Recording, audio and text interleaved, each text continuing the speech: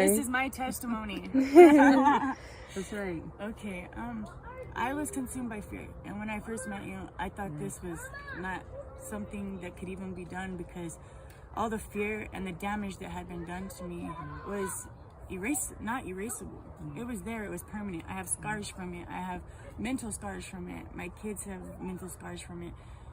And when I met you, I was actually supposed to go to this house for Angela to pray for her because she was hurting that day.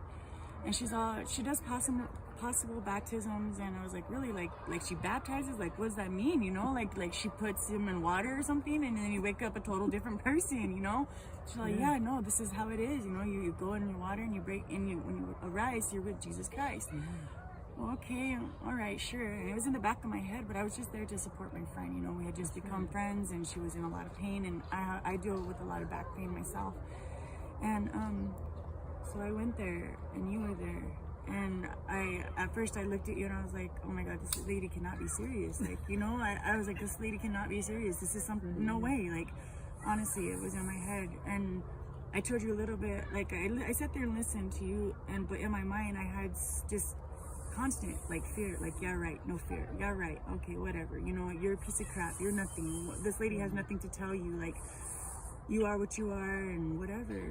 And I tried to speak, and at first, honestly, I tried to shut it off, like, yes, okay, I've heard this before, okay, yeah, it's a sermon, she's gonna tell me what I want to hear to get in the water, you know, type of thing, honestly.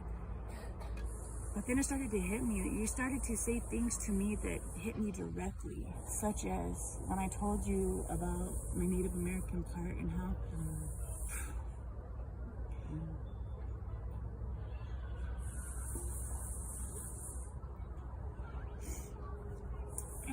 I felt all of the burdens that were on me, how I was nothing, how I was a white piece of crap, how I was a woman not of God, and you started to build me, you know. It's Happy Church, baby. You know, I was like, wow, this woman's really hitting me, and I don't even believe her, but something is touching me. And then, you know, you laid your hand on me and you prayed for me, and as you were praying, you know, you mentioned all the things that I thought was impossible, you know, like all of the curses on her be gone, you know, like everything you said, I took into consideration, but then after a while I couldn't fight it. I could not fight it. I could feel the healing inside just begin to go away. The fear was gone, little by little by little.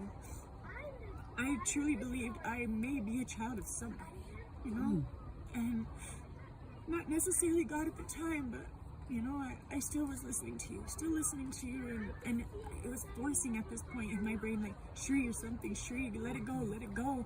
And when I remember at this one point, I'm shaking so bad, I'm shaking, and I look at you, you're like, no, let it go, let the fear go, you are somebody, you are something, and I don't know what it was, I had to be God, because there's no other way that could have broken that fear.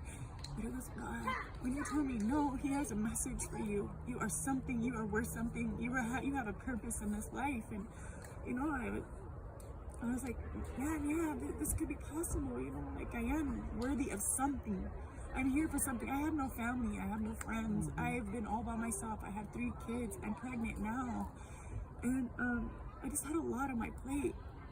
And it came time for the water, and I was like, okay, I'm gonna give this a shot. Still shaking so bad of fear and just uncertainty. And then I died with Christ and I ride with Christ. And at first, it didn't hit me at first, you know, the fear was still there, like, is this something for real? Is this something? And then peace just came upon me. I remember this point, and I'll never forget it. I looked at you in your eyes and you said, let it go.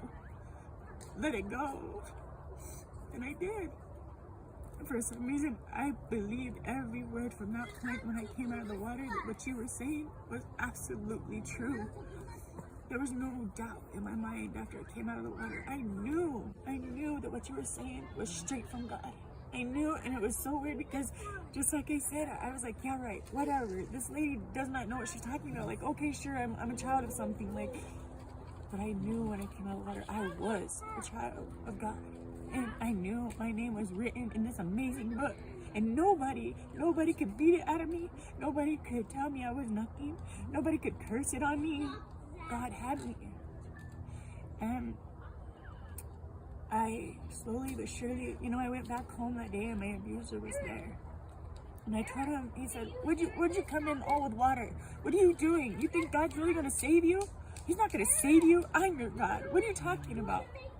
And I said, no, get out of my house right now. God has me. I am done with you. God has my body, my mind, my soul, my spirit, and you're not touching these kids anymore, and you're not doing it to me. And that's something I've never, ever been able to do. And he knew when I said it, I meant it. He got up and he walked out, and I was like, oh my gosh, like, I've never been able to have that strength to do that. Like, never. And he was there backing me, and I felt him like he was right behind me, like, Sheree, do it, you can do this, it's always been in you. I could feel him talking to me. I started to go to church with Angela, and it was weird because the pastor almost said the same thing you did. There's something special about you, Sheree, and I don't know what it is, but I feel it, and there's something there, You did what you had to do, and I could feel it. Don't fight it, Sheree.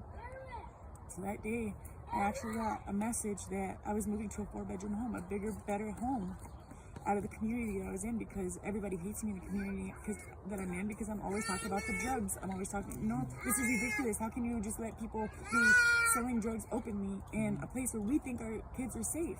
So now I'm the thorn in their spine. So out of nowhere, my caseworkers knew nothing about what I was doing in my personal life.